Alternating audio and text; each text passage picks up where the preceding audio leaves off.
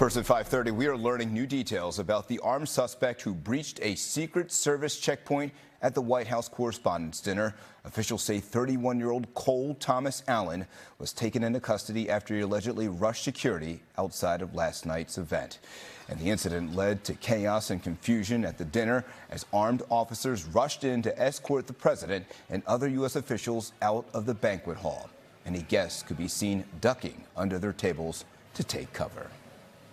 Thank you for joining us for NBC 10 News. I'm Johnny Archer. Now investigators are digging into the suspect's history to try and figure out what led up to the attack.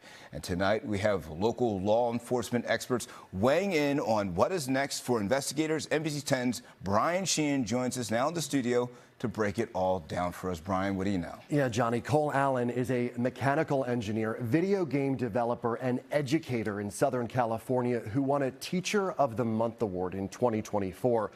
But tonight, he is at the center of a major federal criminal investigation. I spoke with a retired FBI agent who says right now law enforcement officials are finding out everything they can about their suspect. My impression is he was a lone wolf. Whack job. These are crazy people. These are crazy people. President Donald Trump referring to Cole Thomas Allen, the alleged gunman in Saturday night's shooting at the White House Correspondents' Dinner in Washington, D.C. We believe that he was targeting administration officials in this attempted attack. Acting Attorney General Todd Blanche appearing on Meet the Press this morning, telling moderator Kristen Welker that law enforcement officials believe Allen traveled to the nation's capital by train, first from Los Angeles to Chicago. And then Chicago to Washington, D.C., where he checked into to the hotel where the Correspondents' Dinner was at in the last day or two.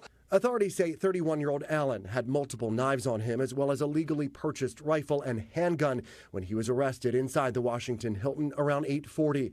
Hotel cameras from moments before captured someone rushing the security checkpoint in the lobby and heading towards the ballroom. Authorities say Allen exchanged gunfire with law enforcement and was tackled before getting inside the event. We have preliminary work into some of his electronic devices and talking to some of individuals who knew him. Overnight, the FBI and Secret Service searched Allen's home in Southern California. The questions they want answers to are motive.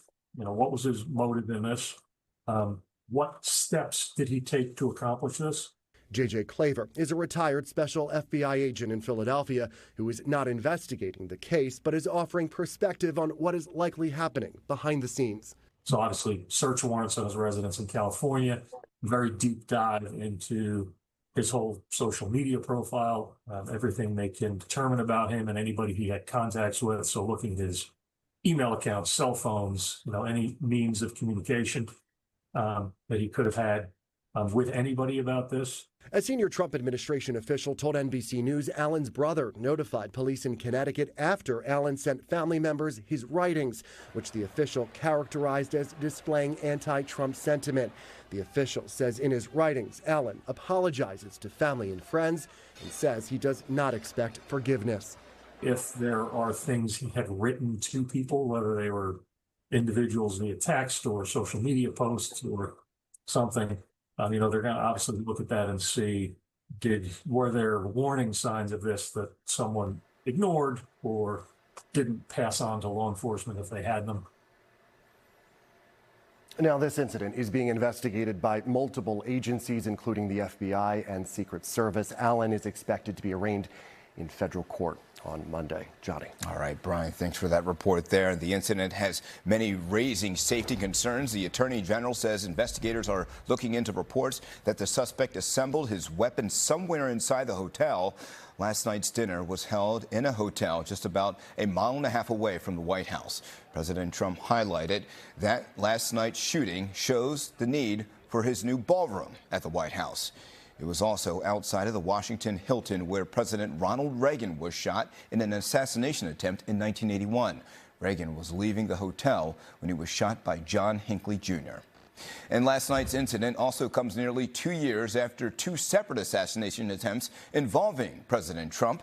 The first happening in Butler, Pennsylvania, that's in western PA, when a gunman fired several shots at a rally, killing an audience member and injuring the president's ear. Another man was arrested a few months later after a Secret Service agent spotted a rifle through the bushes of a West Palm Beach golf course where Trump was golfing.